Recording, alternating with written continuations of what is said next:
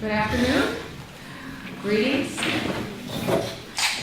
I'm going to briefly introduce our panelists, but let me just say that when Professor Aki asked me to moderate this panel and told me who was on it, who he'd like to have on it, it was just a wondrous feeling that I had, because all of these people, including Dwayne Champagne, who is unfortunately not able to be with us, but the three people who are, I have known for so many years. Tarajean Yazzie-Mintz, Dr. Yazzie-Mintz, who is currently with the American Indian College Fund. I met when she was doing her master's work at Arizona State University, and I think I was still fussing around with trying to finish my dissertation there.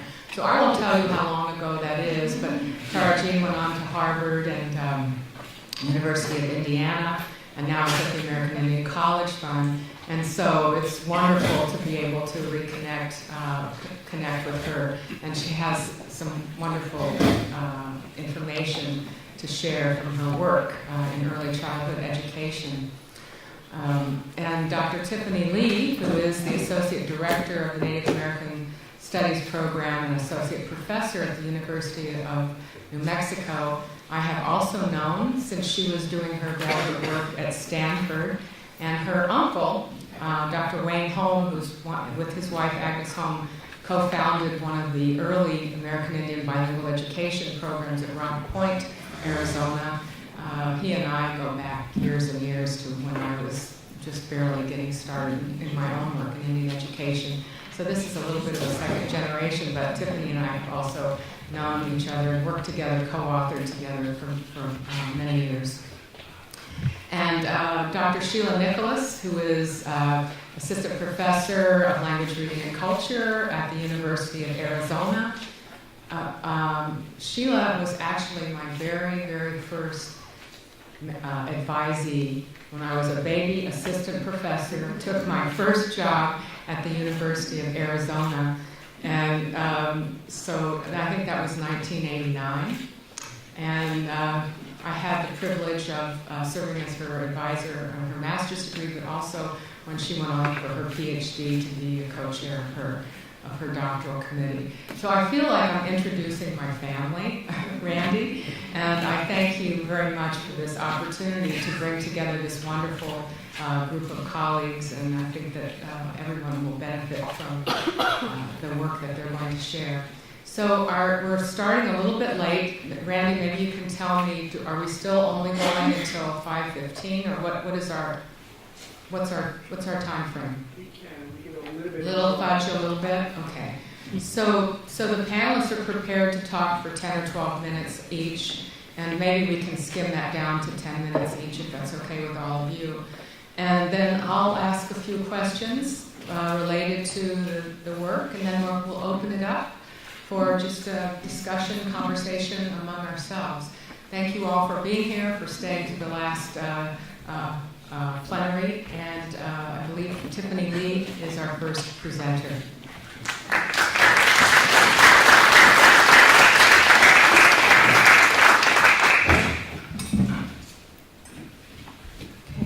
Tiffany Lee initiated the position initially. Nachlana Bashashin, Sanjikan and Dashachedo, Nachlana Dashinala, Tonsilete Nasha, Diadawa Diné initially. Good afternoon, everyone. Thank you again for being here, and thank you so much for inviting me. It's really been an honor to be here. As someone who works in education and language issues, I've learned a lot today from listening to a lot of lawyers and economists on their work, and I hope I can do the same for you. I'm Black Sheep of the Navajo people and Oglala Lakota on my father's side from Pine Ridge, South Dakota.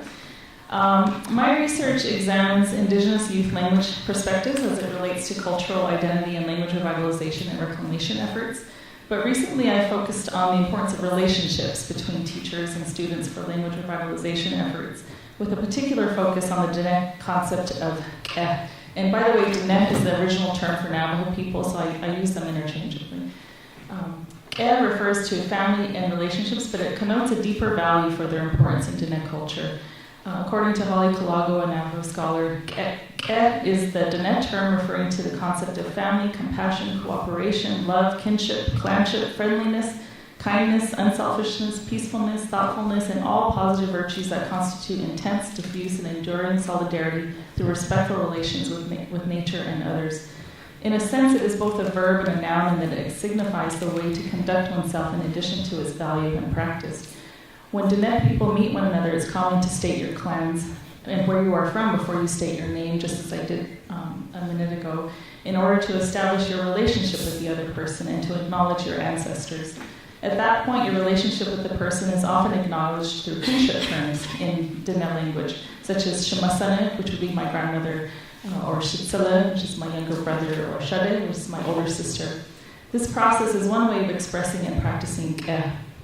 So I describe this because it is one of the underlying influences in what I will describe as an innovation in education from my perspective in the work that I do.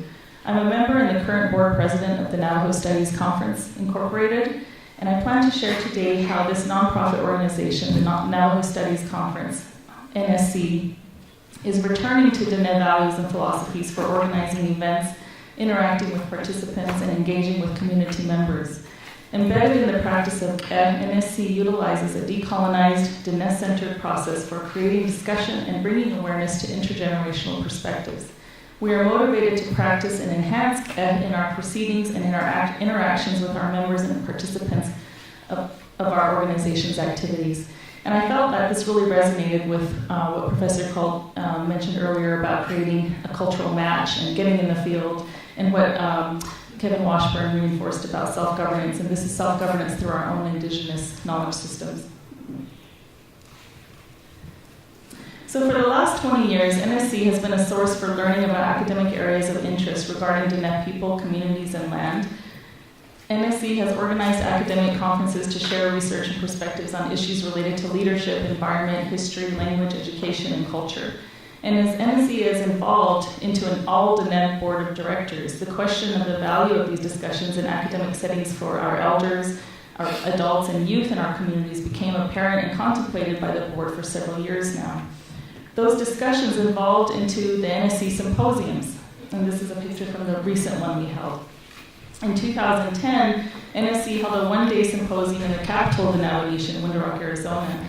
The symposium brought together community members and youth and centered the day on the topic of leadership. We brought speakers and former tribal presidents to share their views on the purpose and role of Diné leaders today.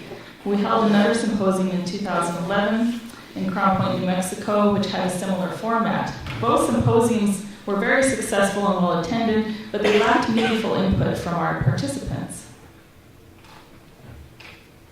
So for the symposium held in 2013, just last November, in Dilcon, Arizona, which is a small community in the southwestern part of the Navajo Nation, NSC decided to restructure the format to allow for more meaningful engagement with community member participants, and for dialogue across generations of participants. Dilcon community members were an integral part of the planning. They identified the relevant and pertinent topics for the day's discussion and volunteered to facilitate some of the day's discussion. So the format for the day aligned with the Diné philosophy of learning created by Diné College, our nation's tribal college. And this process and philosophy draws upon cultural knowledge, beliefs, concepts, and practices in Diné culture.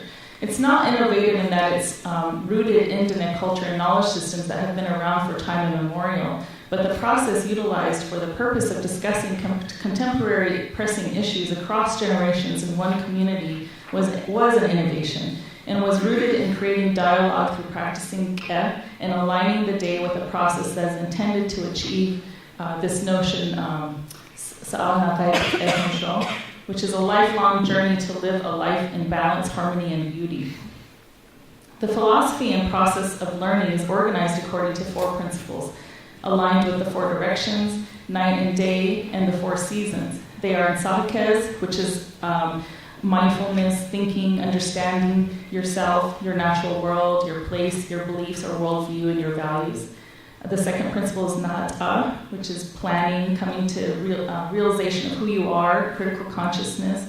It entails strategizing, decolonizing, developing life goals to do good. The third principle is Inna, which is living, acting to achieve life goals, learning from others, your career, your work, your expertise, your abilities. And then the fourth principle is Siihasin, which is assuring and reflecting, having hope, faith, respect, and love. So we started the day with a morning prayer to the east at Ha'a. And then the first events of the day were aligned with Nitsahakes, which again is being mindful, knowing your place in the natural world, where the participants learned about the history of Dilkon and developed a strong sense of place for this region. Anna Fraser, a respected community member identified by the Dilkon Community Planning Committee members, spoke on her life growing up in the area and a history of important sites and events over time. The next phase of the day aligned with Nahata, which is planning, critical consciousness, strategizing, decolonizing.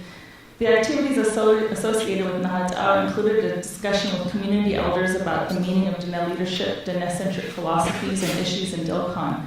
Then a youth panel discussed their experiences and perspectives about their goals, the needs in their community, and the connections to their cultural identity. In particular, the youth shared their desire for their community's well-being, to learn their language, and their future career goals. These panels aligned with Nahata, and that the panels shared a plan and goals for their community. The next part of the day aligned with Ina, again, which is living, acting on goals, your work, your abilities. The activities included several concurrent roundtable discussions that were focused on the issues around specific topics that were identified by the community in previous meetings. These topics included day-to-day challenges such as economic and subsistence issues, impact of language shift, views on leadership, and then a session that was conducted all in Navajo about what it means to be a five-fingered human being. The discussion centered on concerns and lived experiences in the present day. It also included a session on horsemanship led by a community member, young man Artie in the picture here. It was for the youth, but many adults also attended that session. The next phase of the day aligned with Siihasin. Again, that's reflection, having hope. All the participants, elders, adults, and youth gathered in roundtables again for a facilitated dialogue about the connections they made between ideas and information shared throughout the day, with a focus on positive future directions. Reflection is key for identifying next steps and plans of action in ways that are congruent with Diné-centric philosophies and practices. Participants were asked to identify specifically what they took away with them from the symposium that they can implement or put into practice in their community.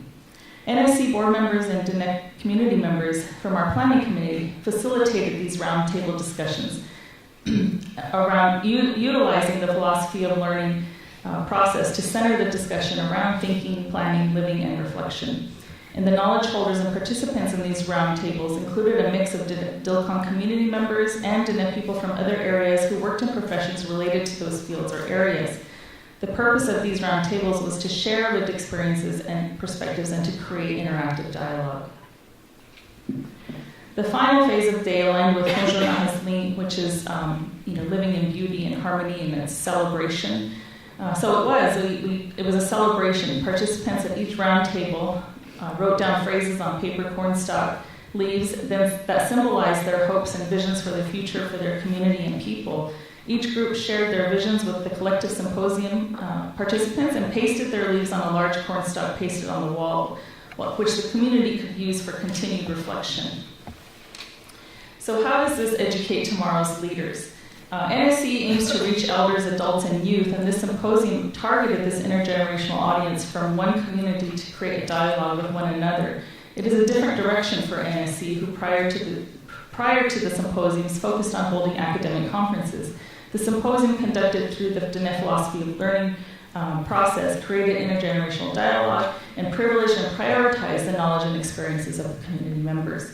And so this is one model, and it was just one day, but there are lots of other models out there of educational programs that promote cultural health and that are community controlled, and the research is there. And so I'm really thankful that you included this aspect in this particular conference. Thank you.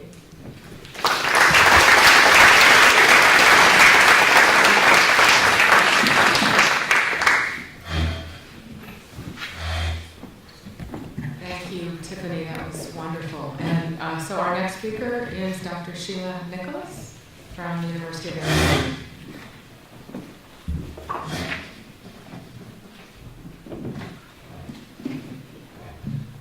Asquali yaf umaita moingan na ovi tam yaf umumi hita automala yuka put umumi mata kinto da. Leto kota mani yan hopi matwa ne kawuma ne songopa sino ne muyi ita pu ne aholi nata. That's an explanation of my Hopi identity. You already know my American identity, so we have two identities here to negotiate. But I am going to do my presentation based on my position and experience as an Indigenous faculty member in the College of Education in the University of Arizona. I am currently really doing a lot of reflecting and observation of some of the work and courses that have been there and the students who are coming through them. So that's what I really want to talk about. So the title of my presentation is New Century Indigenous Intellect and Scholarship in Academia. In academia, I am using Richardson's reflection on Vine Deloria to look at that as spaces of difference and why those spaces of difference are sites for emerging areas of future research.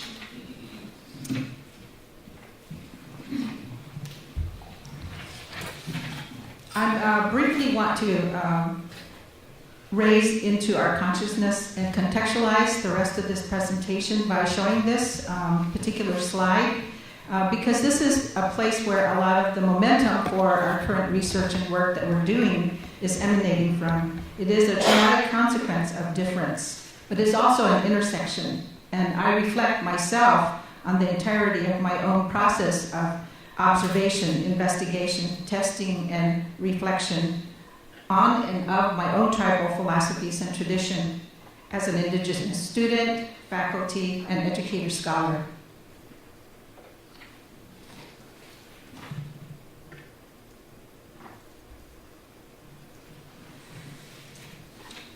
Here I want to forefront and acknowledge that the differences are perspectives that are emerging. And actually, this is actually the intersection from which Indigenous research is emanating and emerging at this intersection here. So I situate institutions of higher ed as spaces of difference. However, difference is really a mechanism that gives rise to the opportunity to talk about the role of specific concepts of tribal philosophies in the lives of Native American students.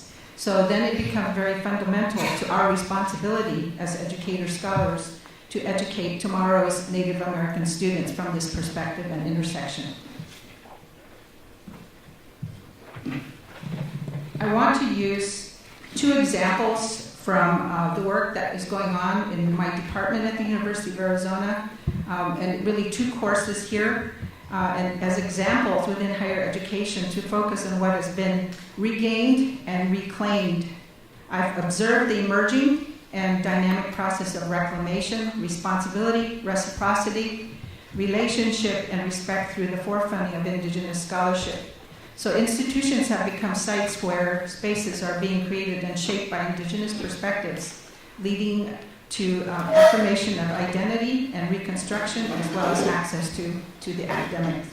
So these places and spaces of difference, they're there because, and they're indigenized because Indigenous people are occupying these spaces. We're learning to read and write informed by Indigenous intellectual tradition. We're working on articulating the difference of Indigenous epistemology, philosophies, and cosmology. And we're really observing the border relations between these different philosophies and differences between them. So it's in this intersection where of difference, where a lot of philosophies are being conceptualized, emerged, maintained, and at the same time are built on with the future in mind. The maintenance of difference then is really important. I consider the collaboration that has happened in this particular course, an international seminar on Indigenous education, as one of the ways where difference is being maintained in the institution. It also provides a resource, a place where positive cultural experiences and affirmation can be drawn on while confronting the challenges. As an example, this is several indigenous communities at a large distance from each other, establishing communities that offer sustainability, support, and mentoring of indigenous scholars and scholarship. They involve Hawaii, Alaska, New Zealand, Arizona, and University of British Columbia. These places provided the space to pursue and gain a greater understanding about the role of indigenous culture and language in cognitive, social, psychological, spiritual, and physical well-being. We have examined how culture, language, and education are deeply intertwined processes that shape, prepare us for and guide us through all aspects of life. In this class, we explored differences as opportunities where multiple methods of interrogating and responding to shared experiences. So opportunities give rise, and they come from difference. In this space, we're working out responses to placing tribal philosophies in institutional contexts. We're studying relations and the complexities of the real world. This collaboration encourages us toward a more critical engagement with the lived experiences of tribal people that are then put into conversation with our own tribal philosophies and traditions. So here's another example, which is a course that I developed, and this course is premised in my dissertation work, Oral Traditions Across Societies, that looked at Hopi oral language as vital and language as being an important part of this process. So this is one place where maintenance is kept, and it provides us with an opportunity. Here we are educating for relations, and this education of and for relations is conceptualized in recognition of differing and maturing perspectives on these complexities. Deloria refers to this as a growing personality, the process of maturation, continuous maturation, movement of maturity. This course has given me a lot of opportunity to help Indigenous scholars who are coming to our program in providing them a time to explore their own tribal philosophies and traditions. By critically examining Indigenous perspectives of orality, oral traditions, we illuminate our understanding of how language functions in transmitting symbolic codes of thoughts, feelings, beliefs, behaviors, and shape identity. This seminar exemplifies the potential of academic courses as sites where Indigenous sovereignty is reasserted, and Indigenous perspectives of humanness, responsibility, reciprocity, relationships, and respect, and resilience generate new paradigms of action, and Indigenous scholars and non-Indigenous scholars, allies, work together in solidarity to meet new challenges forthcoming. I use this Alaska model of the iceberg to illustrate that a person's role and responsibility change with age. As the person grows and occupies different places within family or tribe, basically that person grows in personality through a lifelong engagement with the complexity of Native traditions and knowledge systems in the colonial modern context, or becoming the experience of being. So this is my own process that I'm reflecting on here. It has been an emotional experience of experiencing the experience, individually and as part of a social group. This conceptualization is located in a space of difference, not in isolation, but rather from a recognition of the relationship between things.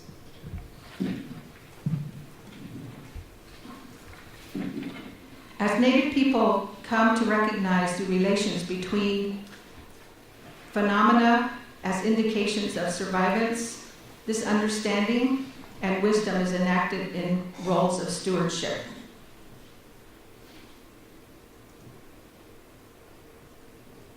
Stewardship is a continuing process of maturation occurring within a collective experience of community where accumulated experiences and philosophies and knowledges of Native peoples are refined and brought to bear on the changing circumstances that affect the relationships that they may recognize themselves to be stewards of.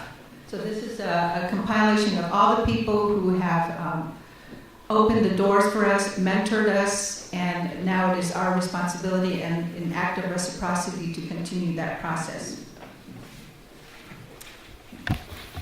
So we have a critical mass now of Indigenous scholars in academia who are all working together to forefront our work and to make safe spaces for our people who are upcoming, as well as to continue to help them grow in their personality so that they are working from a very strong identity rooted in their tribal philosophies and knowledge systems. Thank you.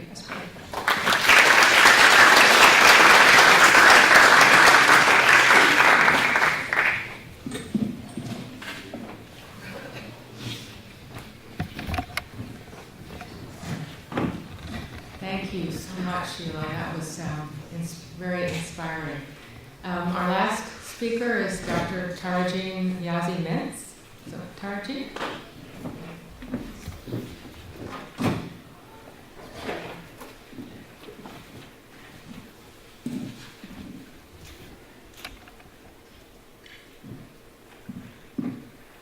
I promised that I wouldn't be the person to not know how to work this. Well, I'd like to thank the committee that put together the conference and including me in the program. I think that the work that we're doing at the American Indian College Fund is helping us think about all the possibilities out there in terms of educating tomorrow's tribal leaders.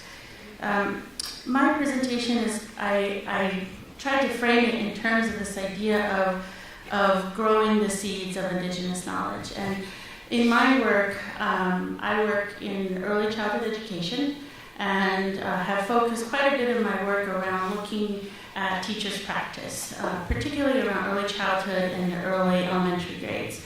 And that area I think is really critical to the work that we're doing across the board. And I've met a number of people here at this conference who, though you may be a lawyer or an economist or interested in history, that there are these intersections that the work informs, and I'm really excited to share what we're doing. Tribal colleges and universities across the country, they're serving as intellectual centers for their respective tribal communities. And more, we're seeing faculty, students at these TCUs engaging in conducting research that informs systemic change in their communities in the areas of education, economic development, health and wellness, and the sciences, and so on. There are many innovative practices and projects ongoing in the TCUs, particularly in the area of early childhood. We have 4 tribal colleges that have embarked on a journey to sow the seeds of Indigenous knowledge, particularly around the communities that they represent. And the tribal colleges and their local tribal community partners are engaged in this innovative, tribally specific inquiry, which places Native strengths above weaknesses. Any researcher can examine the landscape of Native education and find artifacts, what we often refer to evidence, as expressing the story of unwavering cultural conflict, academic failure, and innumerable examples of disparity. The landscape of educational research findings associated with large systemic inquiry has not changed drastically, and I'll say over the past 80 years, and I kind of mark my point of departure in terms of that timeline, thinking about the work that was embarked by the Miriam Report in 1928, when we had the evidence to show that what was happening in these schools in terms of the policies around assimilation were not working. And so that's my marker that I move forward from in terms of my work, thinking about the role that language and culture play in the work that we do in early childhood. Native scholars in different venues have shared the following. We're not surprised that the national educational research shows that American Indian Alaska Native students lag behind their white counterparts. we're not surprised that these students, our students, are not faring well in a system that feels very foreign to them.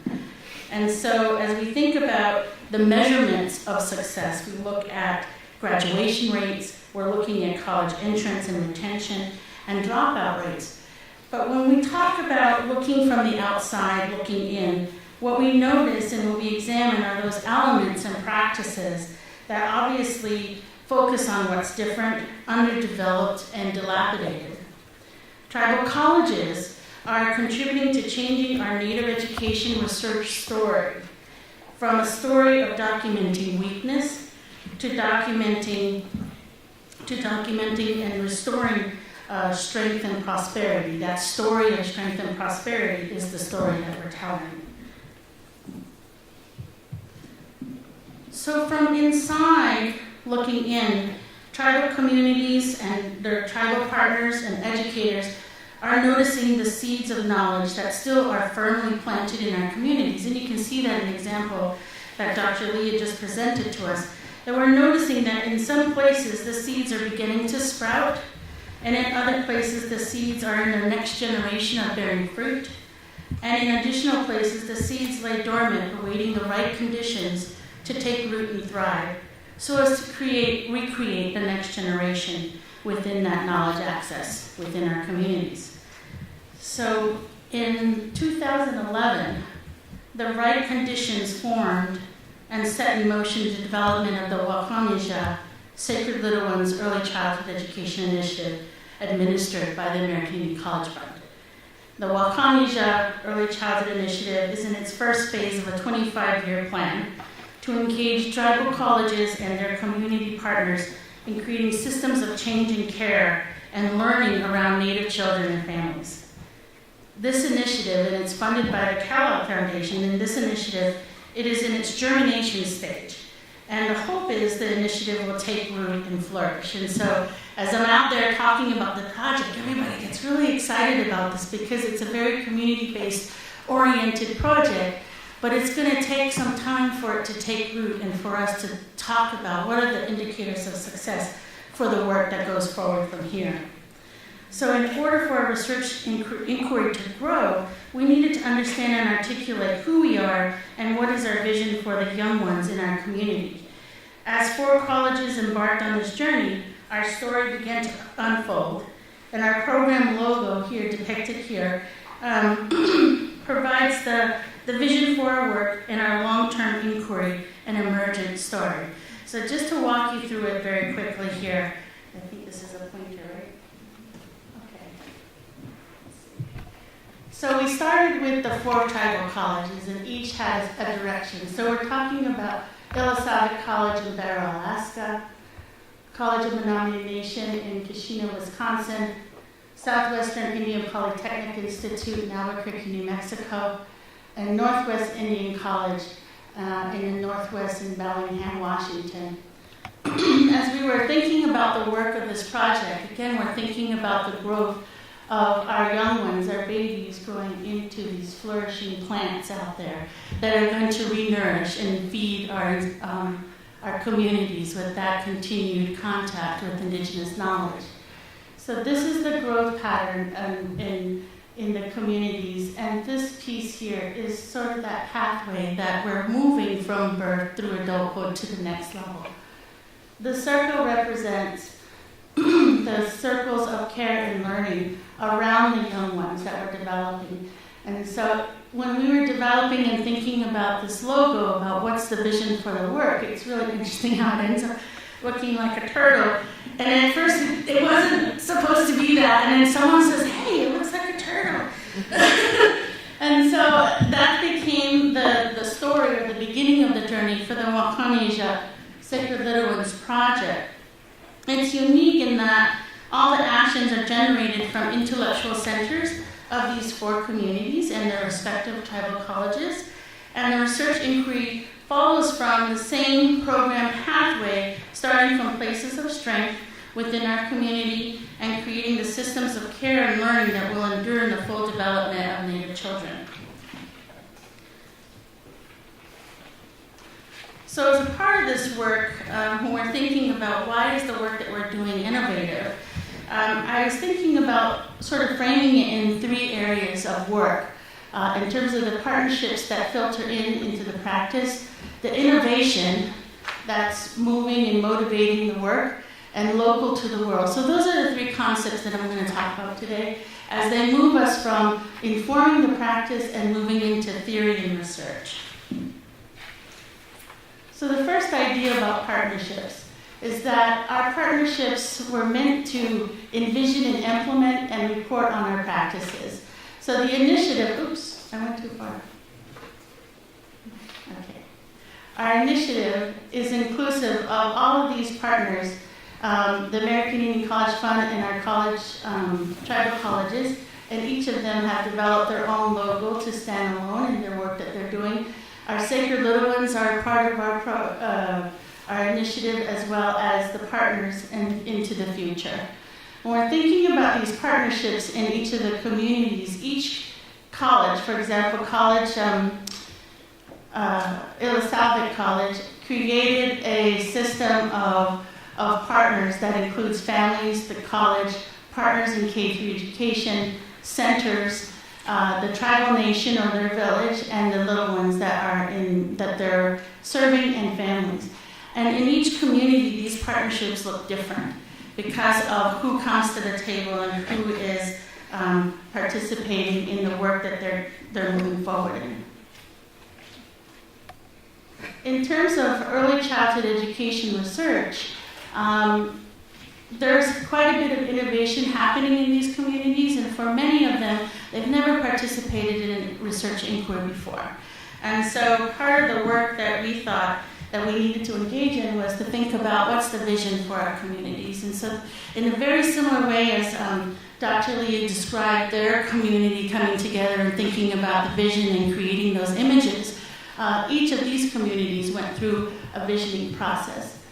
There was a lot of risk-taking involved because a lot of them started to realize that the education system really does not reflect what they believe their needs and priorities are.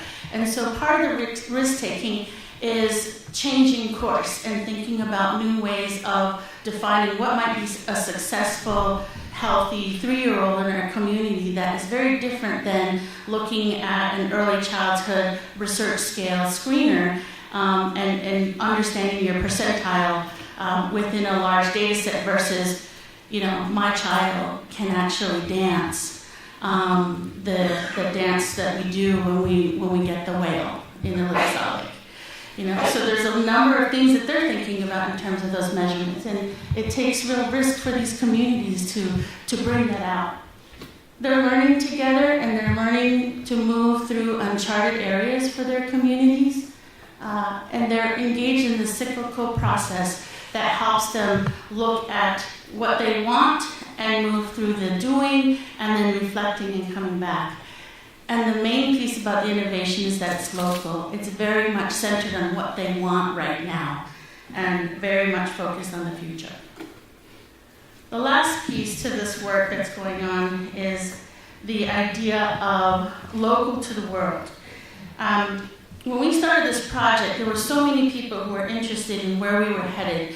And one of the things that we kept having to remind ourselves about was we really need to inform the here and now, the here in our community, and the now that needs to provide the learning and care to the children. So it's very much practice-based and place-based operating right now, and we believe that into the future that the work will ultimately make its way out to the world where we're talking about practice, adaptation, theory, and research. In the middle, as we're thinking about regional and national adaptation, that includes talking with other tribes and sharing the processes that we're engaged in and saying, might this work for you and how would you change it? But they're still very much in that early stage of creating what they want for the children in their communities. Okay, so what does this mean for the role of the researcher? I come from the background of working in institutions of higher education and teacher education programs, and one of the things that this project has created for me is an opportunity to move from sort of that position of having the power to create the questions around research and move to the periphery in this work and really help the community understand that they have the questions and that the seeds of knowledge are clearly there in their community. So as we're thinking about the work that we're doing, it's very community and child-centered endeavor, and that the questions are developed from within, that the outside expertise is invited, and particularly at a specific time when needs are identified. So we're learning how to have those opportunities and thinking. The implementation and change is prioritized over theorizing and over, generalized population findings. And our first audience is tribes and the community and the families and children that we serve. And so it really places our priorities in a different stance in terms of what we're doing around early childhood. There's a number of other parts to our project. I'm going to zip through these pictures real quick. And don't worry, you can visit our website. And each of our website partners have a link to all the work that they're doing. So if you come to this website here, that's our main website, and we're linked to each of the schools, and you can find all the innovative projects that are going on. And they're tracking the work that the teachers are doing in each of these communities, and they're very interested in hearing from the people out there about what's going on. But the last piece I want to leave you with, and I thought this was one of the interesting pieces about visionary aspects of the work that's going on. One of the participants said at one of our gatherings, she says, I thought this project was just about the effectiveness of our work. And it turned into a call for TCUs, tribal colleges, to change teacher education. I did not think it would turn into, let's really rethink what we are doing. And that was one of the things that these teams have over and over said about the work that they're doing. And it's not just, when we say teams, we're not talking teams of researchers. We're talking parents, elders, teachers in the community, the children. They're asking these questions and they're saying, our questions are really important and that we're going to revitalize our work around children and families. So there's so much more that we can share with the project that's going on, but do keep track of the teams through their websites. And their inquiries are being presented at national conferences, and they're doing presentations. So the reason why I'm here, I would have insisted on one of the teams being here to present, but when I checked with them, they're all very, very much focused on the work that they're doing. And they asked me, Tarajean, is it Native focused and is it local? And I said, well, it's Native focused, but it's not local, but we're getting there. And so they're saying, you can present for us. But they're doing their own work, and please do look for their work across the country at Native Studies conferences, because they're moving very quickly into doing their own theorizing and their own inquiries, and I really am excited about that.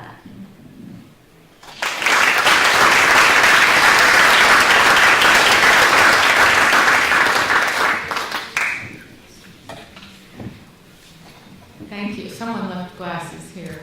This is how I lose them all the time. Thank you so much. And I'm very excited about that too, Tarajean. Thanks for that wonderful presentation. So I'll just make a few remarks and then kind of open it up for presenters maybe to add whatever they'd like to add or other questions here. But I want to return to the question that Professor Aki gave to us, or the charge of educating for tribal leadership, educating for tribal futures. And I think we've had this the example of these several wonderful programs, the Navajo Studies Conference with the SNBH. I'm not going to pronounce it in Navajo because they're Navajo speakers here who will throw tomatoes at me. But the SNBH philosophy and this notion of taking of taking the academic, an academic organization into the community, and this intergenerational focus on dialogue and this process of learning around those principles that Tiffany Lee pointed out. And Sheilah's examples from the international seminar and the Indigenous Oral Traditions classes that she's been involved in, and she used the iceberg kind of metaphor or model to illustrate that. And Tarajean with the metaphor of growing seeds of indigenous knowledge and the partnerships through and with tribal colleges and universities. And I thought one thing that also was very important there was your pointing out that this is a 25-year plan, that we don't just get there automatically, and these things don't happen instantly or in a linear way. And perhaps even going back to the way that I introduced these panelists as people I have known and kind of watched grow, but also grown with together, and that kind of that need for this long-term vision of process and process for change. So one thing really struck me about all of these presentations, and that is embedded in all of them, is a notion of reciprocity, of collaboration, of relationships, and of partnerships. Not a single one of them talked about individuals doing this alone or this being done for the advancement of any individuals, but for collectives and for communities and for community building as part of the process.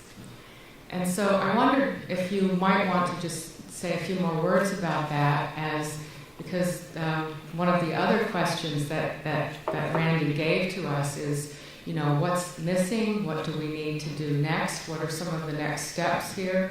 These are obviously leading edge models. But perhaps you can talk a little bit more about that aspect of the work. And also, I think there's a twin notion that's embedded here. And Sheilah, you kind of named it, but that is a notion of education sovereignty. And what does that mean, and what does that look like, and how might partnerships, collaboration, reciprocity, relationship building relate to or be part of achieving a goal of Indigenous education sovereignty?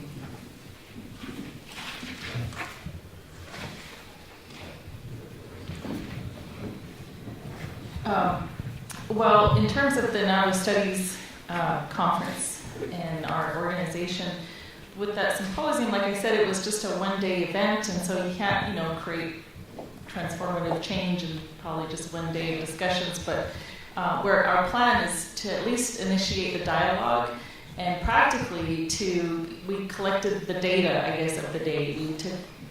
We record video and audio recorded all the discussions. We had flip chart notes, which we transcribed into Word documents. We had lots of photos, and then as an organization, we're going to deliver that package of data back to the community later this month, actually, and have a discussion with them again about the day and how they might be able to use this data for future planning, future events, for writing for grants, or whatever it is that the community is interested in. And it's been really meaningful because, this isn't work that I get credit for in my, academic job, I guess. I guess it's considered service work, but it's so meaningful to me is to feel like I'm doing something that is really contributing back to my community, and even if it's just a small, measure, but we've been holding these symposiums and over time creating these relationships and partnerships that we hope can grow and develop into something more real and more transformative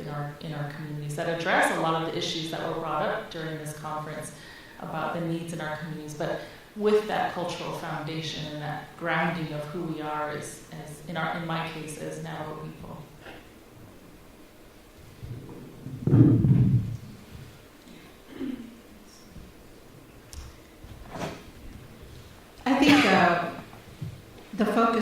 is looking at that word and maybe changing the discourse around the word difference.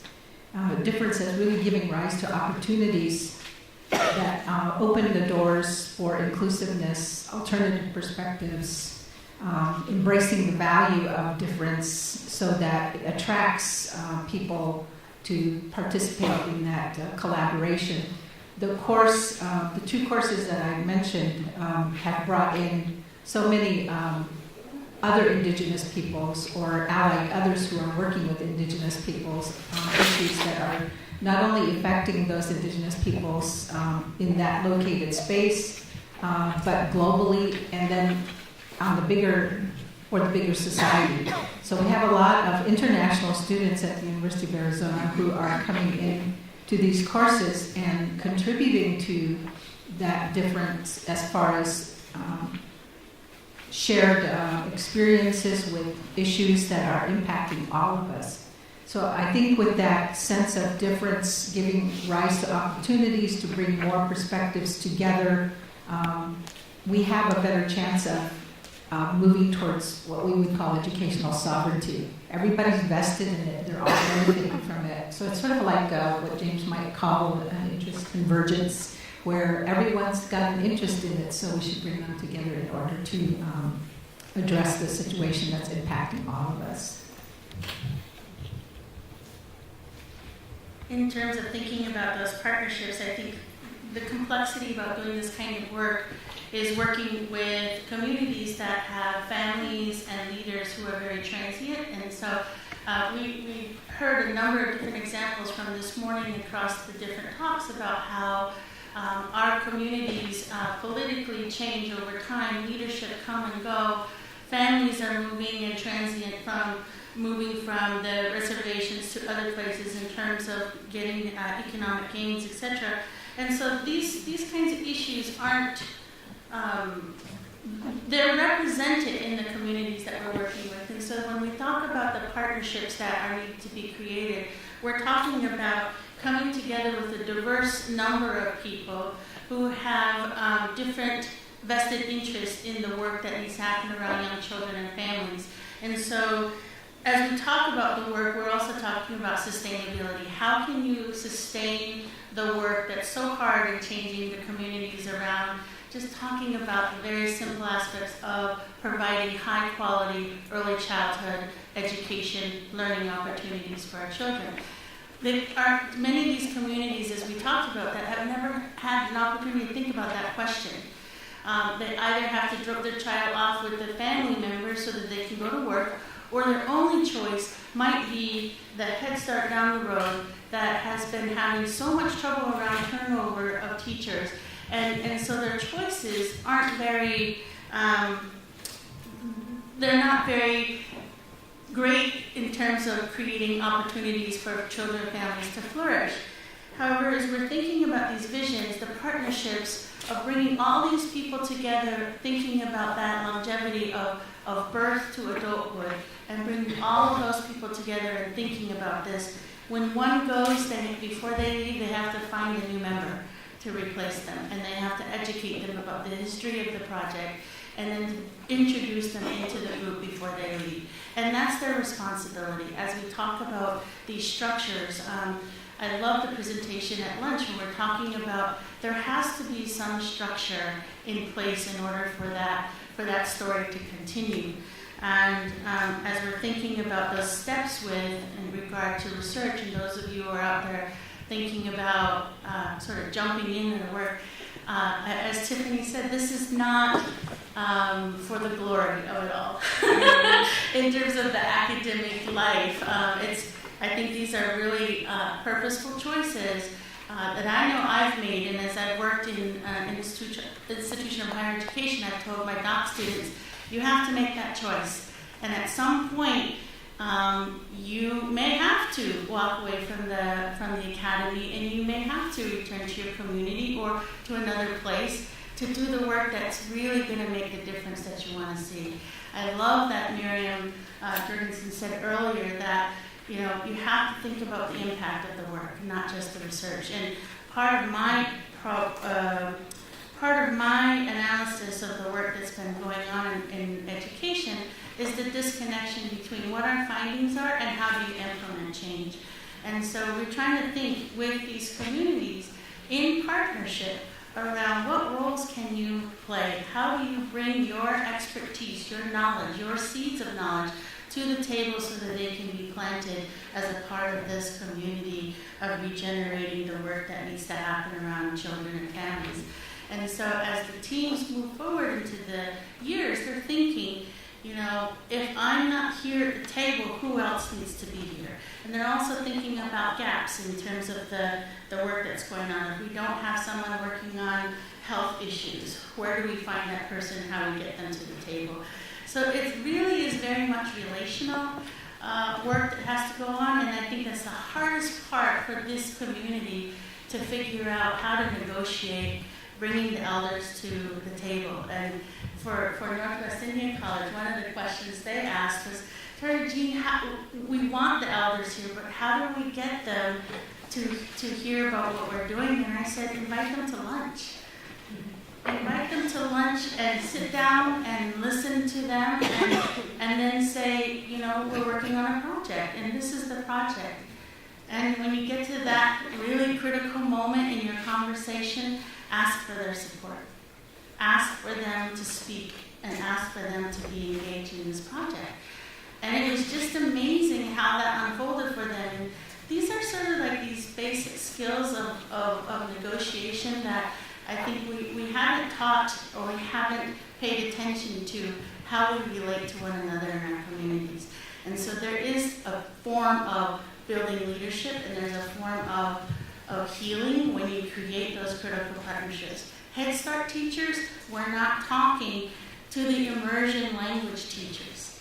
And they both existed for over 10 years in one of our communities. And this project brought them into the same space. And they started to realize the reason why they need to be in partnership is they're serving the same children and families. Those children are moving between those two centers. And they never realized that before. And so these are simple conversations that lead to that gigantic impact for change in their community that they never had before.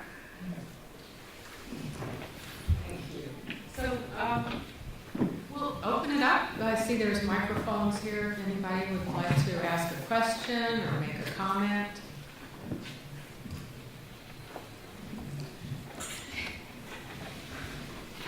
Thank you. I'd be happy to defer if someone else wants to, because I'm probably not as. I'm trying to ask more analytical ones. This has been a very kind of, as someone said, metaphorical kind of session. But I am interested in some of the details. And you know, Joe mentioned getting $40,000 and driving around the country. In the years since then, I guess Randy would say many years since then. But I think some of the foundations like Kneller have gotten a little tougher about wanting measures of outcomes. And I'm just curious, so for Kneller, do you have for that reason or for your own reasons, for any reasons, are you have a plan for trying to systematically assess the outcomes, track, get data, assess over a long period of time what the impact is? Because it's not so clear to me that you can do any kind of random assignment here. So how are you thinking about that? And I mean, I'm a little curious whether Kellogg is asking for it too. They did ask for us to articulate what our measurements would be for the outcomes. And when I first was brought on to the American Indian College Fund, I looked at what was promised and I said, that's nearly impossible to do in 5 years.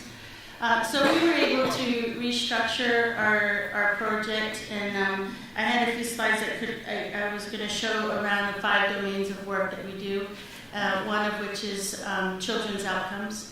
And so we are in our 4th year, and each of the sites in their first 6 months of the project identified areas that they would collect information on children's development. And it didn't have to be something that was already standardized out in the field in terms of some of the early childhood screeners, but it had to be something that they felt was meaningful to them to know about their children. So if they were interested in, for example, fine and gross motor skills, which is one of the skill sets for school readiness in kindergarten, they thought about, well, how will we teach these gross and fine motor skills? So they all look at it in a different way. So for example, Alaska, what they're thinking about is the sewing of skins. And so you can still get the same thing, activity, and learn whether a child's able to sew two pieces together versus, in early childhood classrooms, they have this big block of a shoe with strings on it and you tie a shoe. Well, what they're learning is something that their families wanted the kids to be exposed to. So it's both cultural, but it also develops their fine motor skills. And so how do you document that? What we've asked the teams to think about is, do you want to videotape? Do you want to report the percentages of times that child was able to, pull the skins together? Do you want to report based on, hash marks? However you're going to do that, that's how our team at the College Fund are going to support the work that you're doing. But it still aligns with the idea that there are certain skills that these children need because they inevitably will be going into kindergarten and beyond. But there are other parts to this that are not put in the background. They're very much foreground. Language and culture is essential in these communities. They have decided that, and that is going to be a part of their curriculum, and they're going to measure it. So as they begin this immersion program up in Ilasavik, they decided, well, how are assessments made on language fluency? So we talked about the different structures that most language assessments are based on, and they created their own assessment of a pre and post language fluency assessment, and then they'll continue to move that up in the age levels with their team. So it's not like we don't have those measures, but part of the work that we're doing is talking with these communities about what is the kind of data that's going to mean something to you beyond a percentile. And Kellogg has been amazing in terms of the support that they've given to this project. They understand very well that this is a germination period, this is a pilot, and our measure is, when we look at the programming from this point on, are we able to sustain the inquiry beyond the 5 years? And as we're looking at what the team's compositions are, and in terms of what they've developed so far, absolutely, they're behind this because the kids are in the forefront of the work. How can you say no to kids? And Clinton Foundation just recently launched a new project called Too Small to Fail. And it just gets at you. How can a little child fail preschool? This is the time when we want to encourage children to get all the things that are wonderful about life, and we want them to carry that through their lifespan of learning. And so the measures that our communities are thinking about are going to look a little different, but we're looking at the same skill sets. It's just how they show the skill set is going to be different than a screener. I think we have time for one more question or comment. Yes, Kay. Hi. This question is in particular to Dr. Nicholas. We're talking about the group, the collective that you had where you were doing the coursework or interactions with other professors and just supporting each other. And I felt that really was exciting to see all the pictures of everybody, but it also made me kind of think about the other professors that are out there across other, different institutions, and how we can reach out to those professors. Like, I know that there can be some, academia can have some unhealthy attributes, and just for anybody. And then I think for Native peoples at times it can be even amplified. And so how can we extend your model? Good question. Actually, technology is coming into play with that, with the networking that we've done We've actually invited Diné College to come in with us, so Diné College is part of our team now. And we've been using Skype and Google to bring in these other scholars to present and participate in. Just at the SILS conference, which is Stabilizing Indigenous Languages Conference in Hawaii, there has been a movement to elicit more partnerships. So it's a model that's being out there now, and we presented on it at several conferences. So I think we're just about ready to start inviting more people. The only thing is sometimes technology just kind of breaks down. We deliver it through Polycom primarily, and coordinating the time, like New Zealand is a day ahead of us. Hawaii is 6 hours behind us. So it's all of that. Alaska has a lot of phone-in, telephone, rather than all the students being in one place in the same room. So it's very challenging, but it's also very exciting. So we've done things like video, what do you call this, voice stream? No, voice thread. Those kinds of things to open it up a little bit more. But it's really challenging our universities, our institutions, to rev up that need because it's starting to get bigger. So it is very positive movement forward. Thank you so much. So we're going to wrap up this panel, and I think we heard that it's not easy. It's not quick. It takes time. It takes a whole generation sometimes of people coming to fill those spaces and to take over that leadership. But it can be done. It is being done, and it has a life force and a sustainability that will continue. So I want to thank you again, Randy and Angela, for the honor of moderating this panel, and thank our panelists for wonderful presentations, and all of you for your attention and your good questions and interest. Thank you very much.